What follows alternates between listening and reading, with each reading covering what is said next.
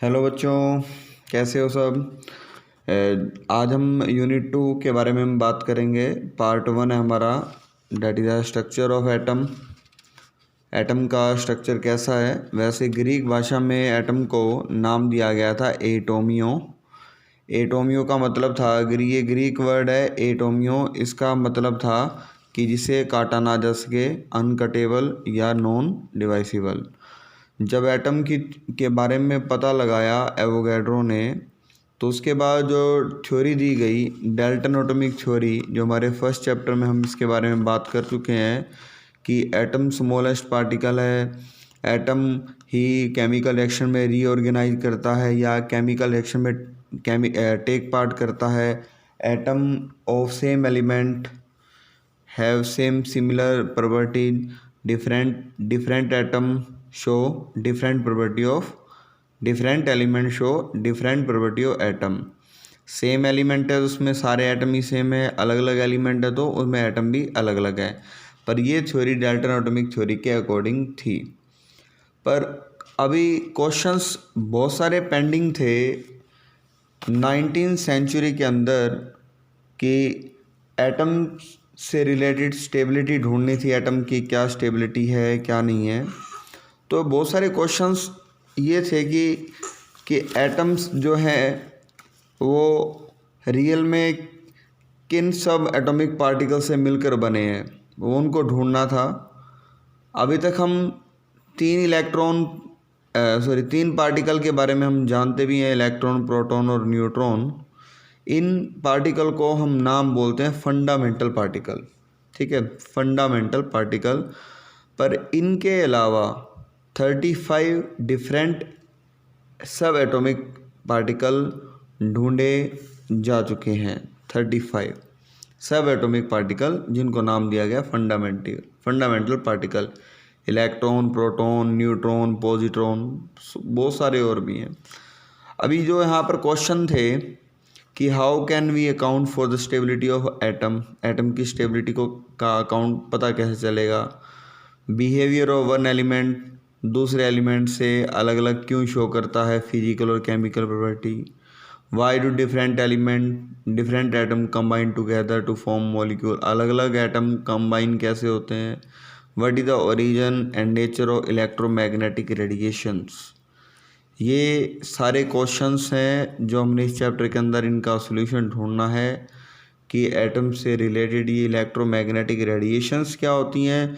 जो रेडिएशंस हमारे आसपास रहती हैं, लाइक सनलाइट हो गई, इंफ्रारेड लाइट हो गई और लेज़र लाइट हो गई, ये इन सब को हम इलेक्ट्रोमैग्नेटिक रेडिएशंस बोलते हैं। चलो इनकी शुरुआत, रेडिएशन से रिलेटेड इलेक्ट्रॉन, प्रोटॉन, न्यूट्रॉन की खोज कैसे हुई, हम पहले वो डिस्कस करेंगे। डिस्कवरी ऑफ इलेक्ट्रॉन, इसको हम नाम बोलते हैं कैथोड रेज एक्सपेरिमेंट। देखो, अगर हम मान लो हम किसी ग्लास को रब करते हैं या कुछ एबोनाइट रोड या सिल्क, जैसे हमने कोम को रब करा सर पर, ड्राई एयर पर, उसको कागज़ के टुकड़े के पास ले जाते हैं तो कागज़ के टुकड़े उसकी तरफ अट्रैक्ट हो जाते हैं। ये चार्ज, शायद आपने पढ़ा भी होगा, चार्ज प्रोड्यूस होता है जिसकी वजह से पार्टिकल अट्रैक्ट होते हैं। हम बात करेंगे इलेक्ट्रॉन की डिस्कवरी कैसे हुई। यहाँ पर एक हमें ट्यूब दिखाई दे रही है, ये वाली। इस ट्यूब को जो साइंटिस्ट का नाम था, उनका नाम था विलियम क्रुक नाम के बंदे ने इसको डिस्कवर करा था सबसे पहले, विलियम क्रुक। इस साइड उसने लगाया कैथोड, इधर लगाया एनोड, यहाँ पर लगाया वैक्यूम पंप और बीच में गैस एटमॉस्फेरिक प्रेशर पर फिल करा और नीचे लगा रखी थी इंडक्शन कॉइल और डीसी वोल्टेज है लगभग 10,000 वोल्ट की। यहाँ पर उसने ये जो है ना, ये ग्लास का ऑपरेटर था, इसे बोला है विलियम क्रुक। तो इस ट्यूब को नाम दिया गया था क्रुक ट्यूब के नाम से, क्रुक ट्यूब बोला जाता है। विलियम क्रुक 1879 में इन्होंने इस एक्सपेरिमेंट को, क्रुक को बनाया। और उन्होंने, विलियम क्रुक ने एक महत्वपूर्ण जो इम्पोर्टेंट जो पॉइंट उसने क्या रखे कि इलेक्ट्रिसिटी एयर में से भी हम उसको फ्लो करवा सकते हैं। पर कंडीशन ये रख दी कि जितना प्रेशर लो होगा उतनी इलेक्ट्रिसिटी फ्लो होगी। जैसे काफ़ी बच्चों के माइंड में क्वेश्चन आता है कि बादल गरज रहे हैं और बिजली चमकी और बिजली धरती पर आ गई, ये ऐसे कैसे पॉसिबल है। देखो बेटा, एक बात नोट करना कि जब बिजली चमकती है तो उस वक्त हमारे वातावरण में जो बादल छाए होते हैं, इससे एयर का प्रेशर लो हो जाता है। जैसे ही एयर का प्रेशर लो होगा तो इलेक्ट्रिसिटी कंडक्ट हो सकती है। तो इसी के बेस पर विलियम क्रुक ने लो प्रेशर करके इसी क्रुक ट्यूब के अंदर इलेक्ट्रिसिटी को फ्लो करवाया था। ये 60 सेंटीमीटर लंबी थी ट्यूब, सील दोनों साइड से बंद है, दोनों साइड मेटल इलेक्ट्रोड लगा रखी है, एक साइड कैथोड एक साइड एनोड, और उसने वैक्यूम पंप लगाया था ऊपर।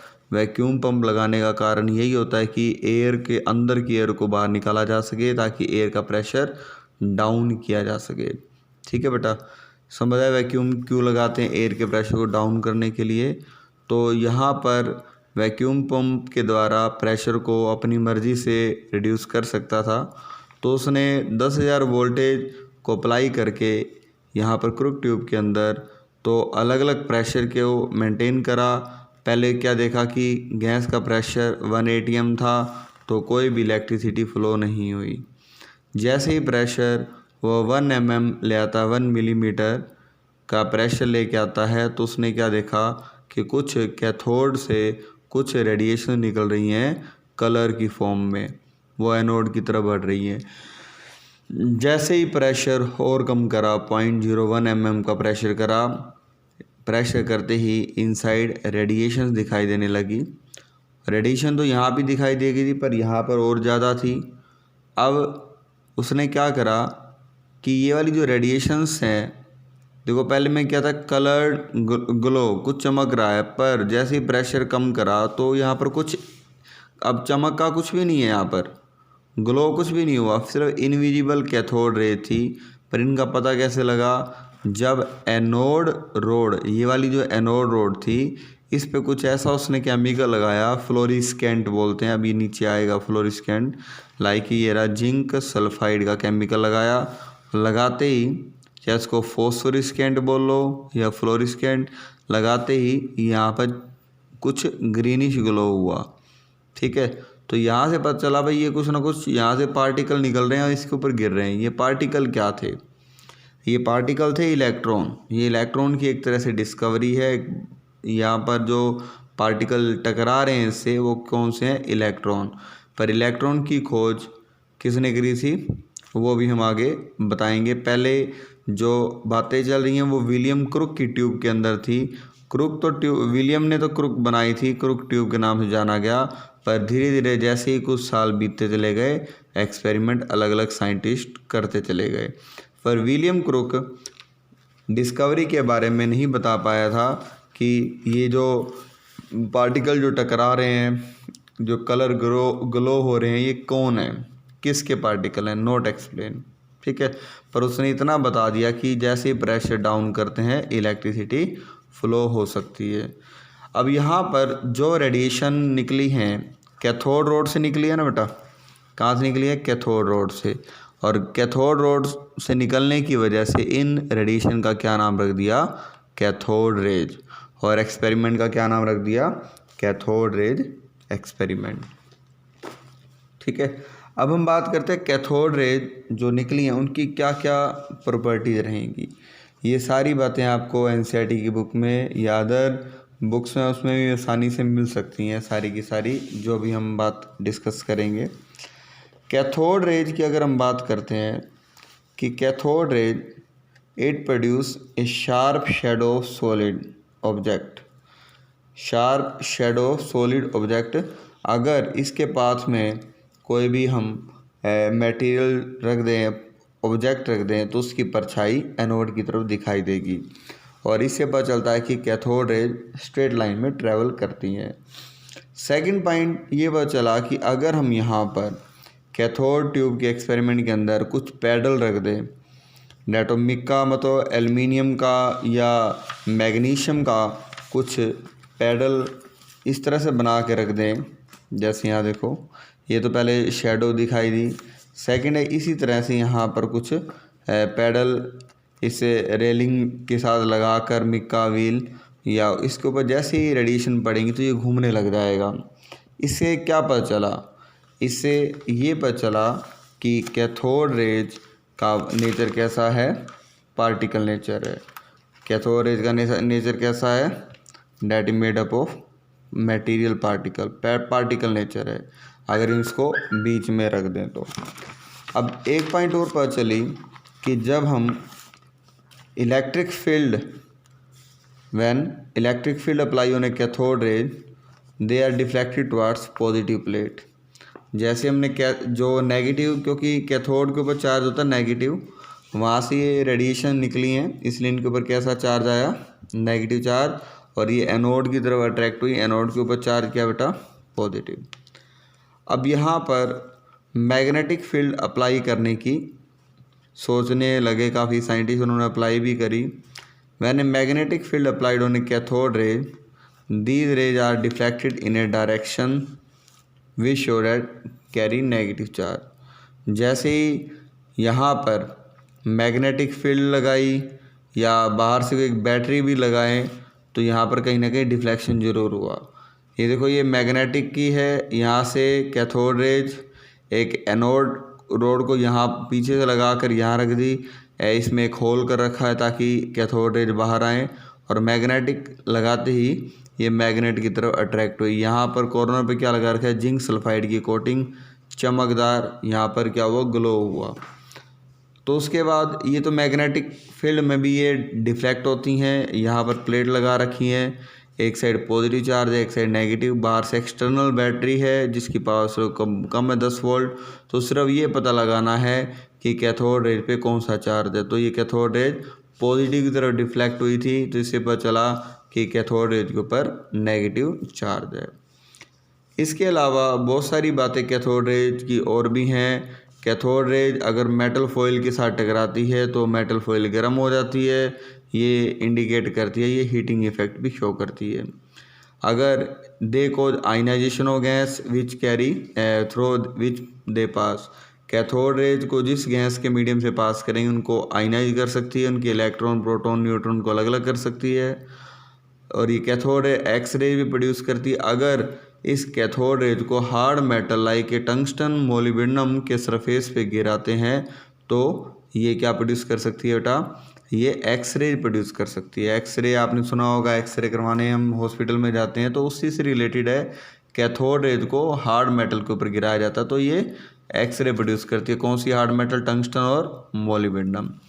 इसके अलावा ये green fluorescence on a glass wall of discharge tube as well as on a certain other fluorescent या phosphorescent substance like a zinc sulphide पर जैसे गिरते तो ये ग्लो करती है। फोटोग्राफिक प्लेट पर इनका असर आता है। फोटोग्राफिक प्लेट जो सिलिका की बनी होती है उनके ऊपर गिराएंगे तो उनके ऊपर कहीं ना कहीं निशान डालेगी या उनको ख़राब कर सकती है। पेनिट्रेटिंग इफेक्ट है। पेनिट्रेटिंग का मतलब ये आसानी से अंदर तक जा सकती हैं, मेटल फॉइल के अंदर तक, ठीक है। तो easily pass through the thin foil of metal, अंदर से जा सकती हैं। कैथोड रेज मटेरियल पार्टिकल की बनी है। कैथोड रेज के बाद नेगेटिव चार्ज है। ये नेगेटिव चार्ज जो मटेरियल था इसको हमने पता लगाना था, ये नेगेटिव चार्ज थे क्या। ये नेगेटिव चार्ज एक तरह से इलेक्ट्रॉन ही थे जो कैथोड रेज में हमें इन साइंटिस्ट को देखने को मिले थे। जो हमने समझा है, कैथोड रेज पे 10,000 वोल्ट की बैटरी लगा रखी है जिससे जो रेडिएशन प्रोड्यूस हुई है at a very low pressure का भी ध्यान देना है। अगर प्रेशर नॉर्मल रखते हैं तो कोई कुछ प्रोड्यूस नहीं होने वाला। तो ये क्या थे? इलेक्ट्रॉन ही थे जो कैथोड रेज से बने थे।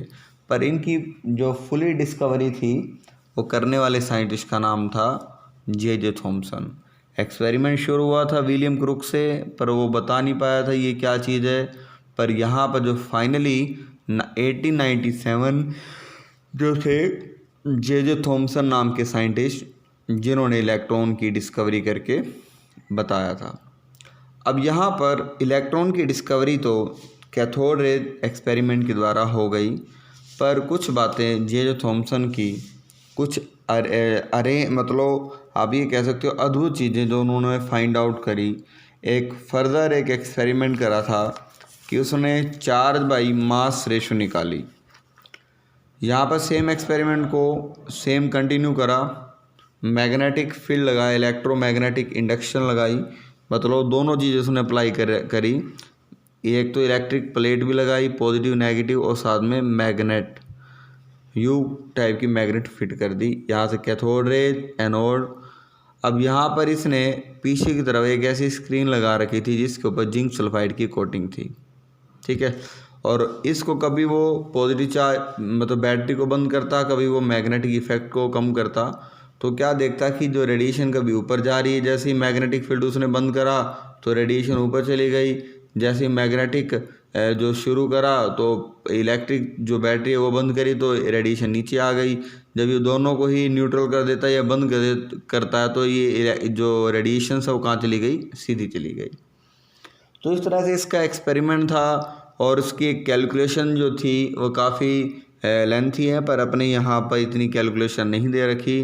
तो जे थॉमसन ने इस एक्सपेरिमेंट को आगे बढ़ाकर एक वैल्यू निकाली जिसको हम आज नाम बोलते हैं charge by mass ratio. E charge को हम ई से डिनोट करते हैं, मास को एम से। Charge by mass ratio 1.76 × 10⁸ coulomb gram, ठीक है। ये ग्राम के अंदर है, हो सकता है कि आपको एनसीईआरटी में किलोग्राम में दे रखी हो। तो एक्चुअल वैल्यू इसकी एनसीईआरटी में मिलेगी आपको 1.758820 × 10⁻11 कूलम किलोग्राम इनवर्स के अंदर। ये वैल्यू ग्राम में है और दूसरी वैल्यू एनसीईआरटी में आपको किलोग्राम में मिलेगी। तो यहाँ से एक्सपेरिमेंट फाइनल होने के बाद यहाँ पर जो अब E/m की वैल्यू तो निकाल ली। अब यहाँ पर E मतलब चार्ज इलेक्ट्रॉन पे कितना था, ये जो चार्ज की कंडीशन थी, चार्ज ये किसी और साइंटिस्ट ने फाइंड आउट करा है। चार्ज जो निकाला था वो उसका नाम था, निकालने वाले साइंटिस्ट का नाम था मिलिकन ऑयल, मतलब मिलिकन साइंटिस्ट का नाम है। मिलिकन ने एक एक्सपेरिमेंट करा, उसका नाम था मिलिकन ऑयल ड्रॉप एक्सपेरिमेंट। जो चार्ज निकालने वाले साइंटिस्ट का नाम था वो डेट इज मिलिकन, जो हम बात कर रहे थे। ये बात थी 1917 की। इलेक्ट्रॉन के ऊपर जो चार्ज फाइंड आउट किया गया, जैसे हमें सबको याद होगा, ये 1.6 × 10⁻⁻19 ये इलेक्ट्रॉन के ऊपर क्या बेटा, चार्ज है। पर हम कई बार क्वेश्चन पूछ लेते हैं ये चार्ज आया कहाँ से। देखो काफ़ी लेंथी कैलकुलेशन जो इन साइंटिस्ट के नाम पे रहती हैं उनको निकालना या उनके बारे में बताना नॉट पॉसिबल। ये आपको किसी भी किताबों में नहीं मिलेगा उन्होंने कैसे निकाली। पर इस एक्सपेरिमेंट का, मिलिकन का एक्सपेरिमेंट इस यहाँ पर गिवन है। क्या एक्सपेरिमेंट था, उसने एक ऐसा चैम्बर बनाया, ठीक है। इस चैम्बर के अंदर ऊपर एक प्लेट लगा रखी है और स्मॉल होल कर रखा है, और यहाँ से एटमॉइजर क्या होता है कि इसमें तेल भरा हुआ है, ऑयल, और उसको दबाता है। यहाँ से जैसे दबाता तो ये ऑयल के पार्टिकल अंदर चले जाते हैं। ऑयल के पार्टिकल जैसे अंदर गए तो यहाँ पर स्मॉल होल से नीचे जाते हैं, और यहाँ पर जो प्लेट जिसमें होल कर रखा है वहाँ पर इलेक्ट्रिकल फोर्स दे रखा है, और यहाँ पर वेरिएबल इस पॉइंट को वोल्टेज से जोड़ रखा है, वेरिएबल वोल्टेज से, और इलेक्ट्रिकल फोर्स भी लगता है और एक ग्रेविटेशनल फोर्स। दो टाइप के फोर्स हैं, पार्टिकल नीचे भी जाएंगे और उनके ऊपर इलेक्ट्रिकल जनरेट भी होगा, क्योंकि उनके ऊपर चार्ज कैसा है, नेगेटिव। ऑयल के ऊपर चार्ज अभी कुछ नहीं है, प्लेट लगा रखी है पॉजिटिव, और नीचे इलेक्ट्रिक फील्ड, इलेक्ट्रिक लाइन दे रखी है नेगेटिव की। और यहाँ से वो एक्सरे फ्रॉम सोर्स, किसी सोर्स से एक्सरे प्रोड्यूस कर रहा है और उसको अंदर ऐड कर रहा है, और यहाँ से वो टेलीस्कोप के द्वारा देख रहा है भाई क्या क्या चेंजेस होंगे इसके अंदर।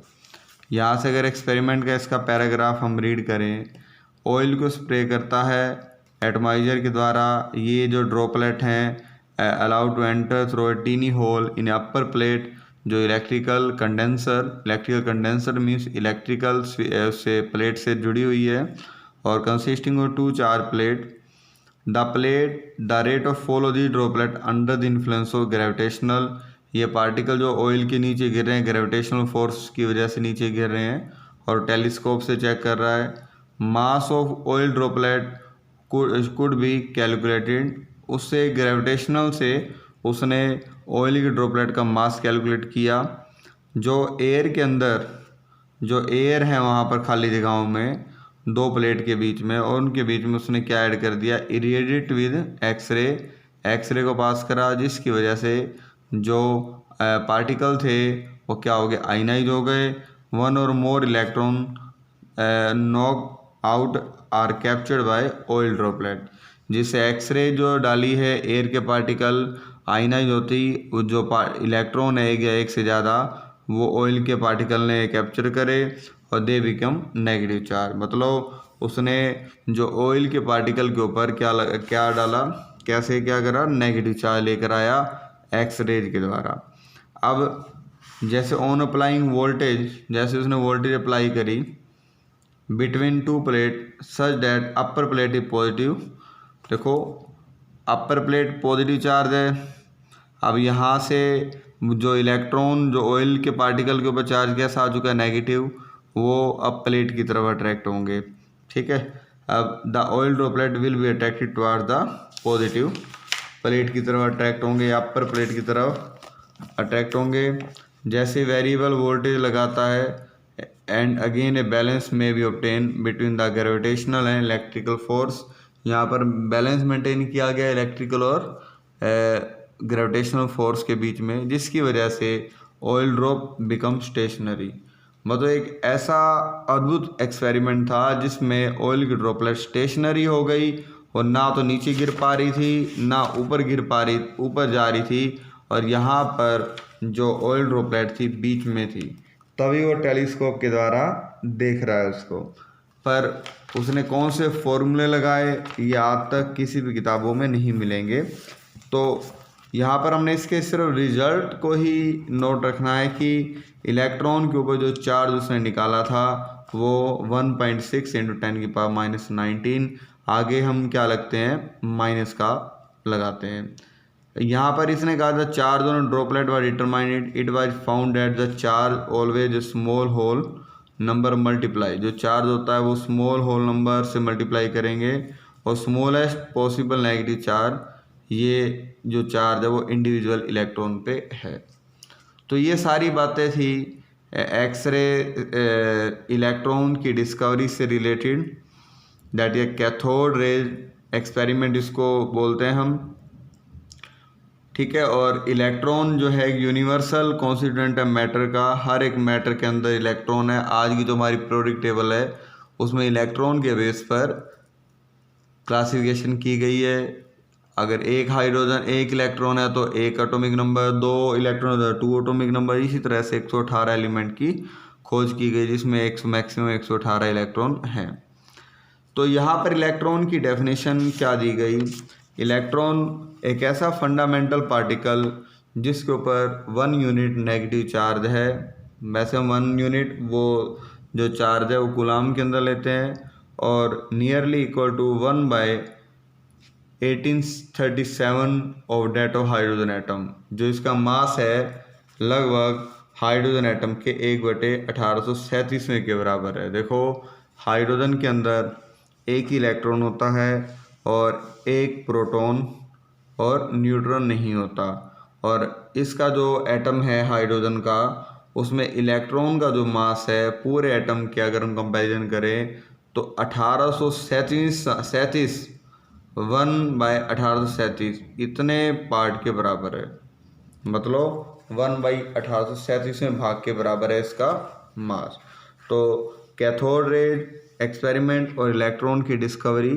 तो इस वीडियो में हम इतना ही करेंगे. जो हमारी नेक्स्ट वीडियो रहेगी उसमें प्रोटॉन और न्यूट्रॉन की डिस्कवरी से रिलेटेड हम बात करेंगे.